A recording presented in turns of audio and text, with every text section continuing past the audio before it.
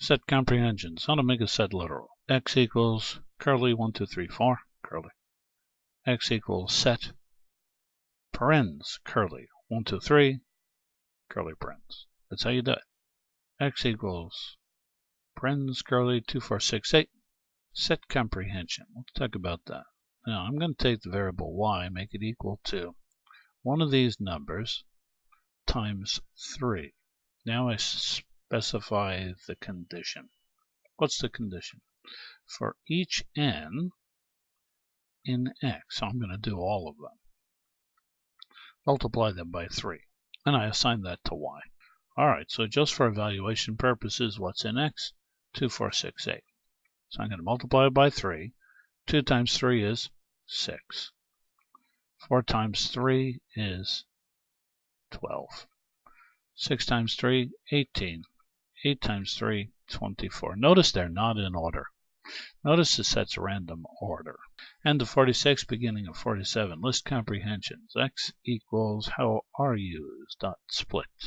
So I split them up. They split up the space over here, and there we go. 1, 2. Notice how some of them are lowercase, some uppercase. All right. Type of X is list. And now y equals. I want to get 3 things. 1, 2, 3 things. This n guy that I'm pointing to.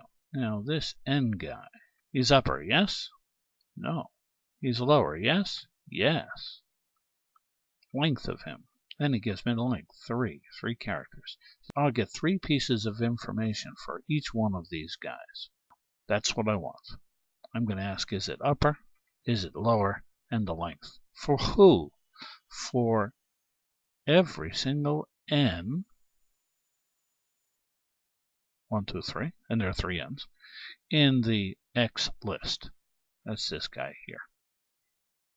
So I'll get 3 pieces of information about every item in the list. So I hit enter and then hit Y and enter, and it says how?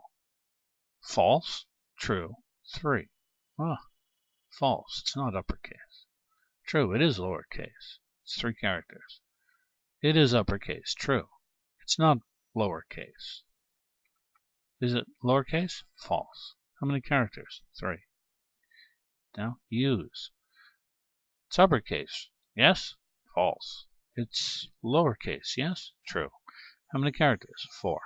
There we go. End of 47, beginning of 48. A equals 1, 2, 3, 4, 5, 6 squares. It's a list. Make a new list. It'll have A's, even numbers, 2, 4, and 6. And we'll multiply each one by 3. 2 times 3, 4 times 3, 6 times 3. Then that'll give us 6, 12, 24.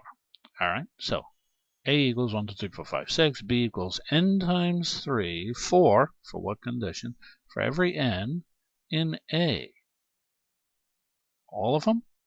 Yes, but only if the modulus 2, n modulus 2, equals 0. So that means I'm going to get all the even numbers. So B is given what?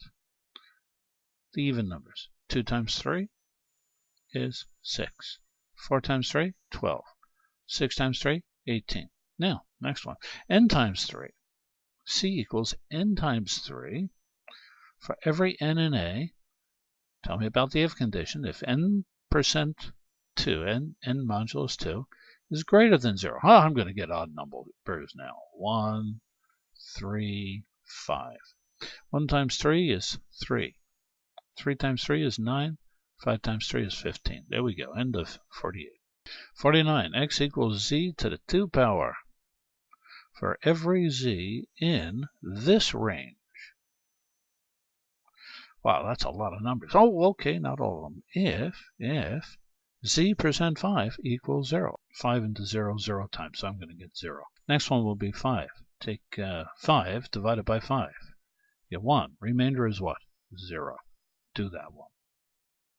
And it continues to do that. 10. Well, 10 divided by 5 is what? 2. Remainder, 0. Okay, so do that one. 10 squared. Then it goes to the next one, etc., etc., etc. It's the end of 49.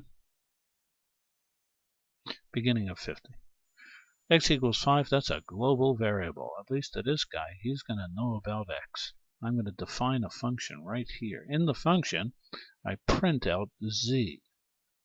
I didn't define z anyplace else, so this is a variable that's local. Then I tell it print out x. Now function a knows about x.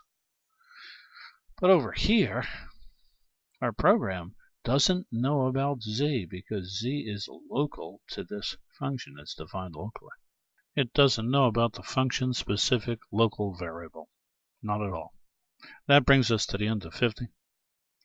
This is George Boole. Bye-bye now.